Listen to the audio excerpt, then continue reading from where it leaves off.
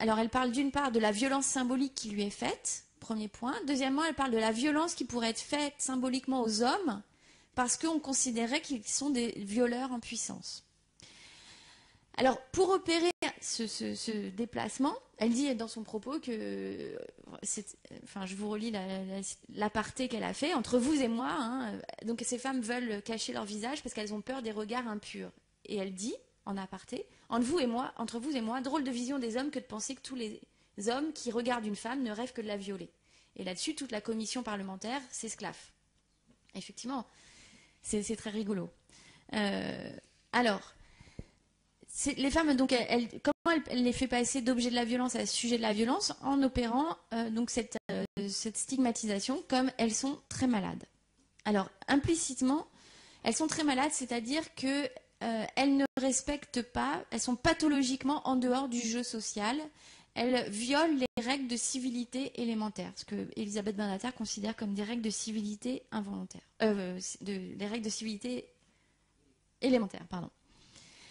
En cela, Elisabeth Badinter, évidemment, se réfère à toute une histoire philosophique, celle de la civilité, hein, puisqu'elle fait un lien entre civilité et fraternité, et elle se réfère finalement à une série d'auteurs qui vont de Erasme à Lévinas, en passant par Rousseau.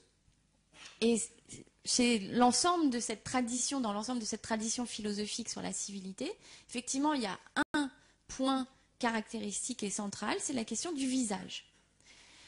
Le visage, l'idée c'est que est important pour la civilité parce que sur le visage se créent des règles d'intersubjectivité. C'est par le visage de l'autre que se font des règles de civilité. Alors c'est un petit peu différent parce que précisément Erasme, dans la civilité puérile, 1530, ne fait pas référence au visage à proprement parler, il fait référence aux vêtements, il fait référence aux règles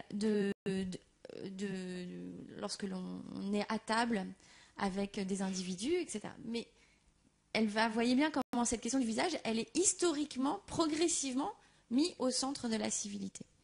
Et par civilité, il faut juste comprendre l'ensemble des règles de savoir-vivre, de vivre en commun, et la question effectivement des ressources inter-individuelles lorsqu'on rentre en communauté, en société avec autrui. Quand Elisabeth Badinter parle du voile intégral, elle parle d'automutilation civile. Donc il s'agit d'une pratique pour elle qui exclut la personne du jeu social. Et dans ce cas, on pourrait rétorquer à Elisabeth Badinter, et elle le fait elle-même finalement, en quoi les femmes portant la burqa sont différentes des ordres reclus, des femmes portant, par exemple, pratiquantes catholiques, étant dans des recluses, ou etc. C'est-à-dire, elles aussi, dans une forme de mise à l'écart, je dirais, de la vie en société.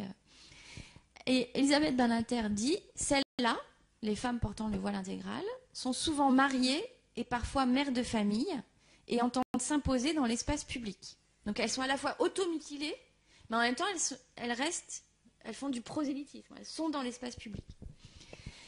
Et elles entendent s'imposer dans l'espace public sans identité, sans corps, voire même sans peau, bref, en ayant soin d'effacer tous les signes de l'humanité. Alors, étonnante démonstration, finalement sous le voile, qui nous dit qu'il s'agit vraiment d'une femme, voire même qui nous dit qu'il s'agit vraiment d'un humain, parce qu'on en est là. Elisabeth Badinter va rapprocher, vous voyez comme on est parti de la fraternité, civilité, humanité. Donc, troisième niveau sur l'humanité, c'est-à-dire que derrière cette question, c'est vraiment la définition de l'humanité qui fait de la définition, définition de qui est humain, les règles de vivre en commun.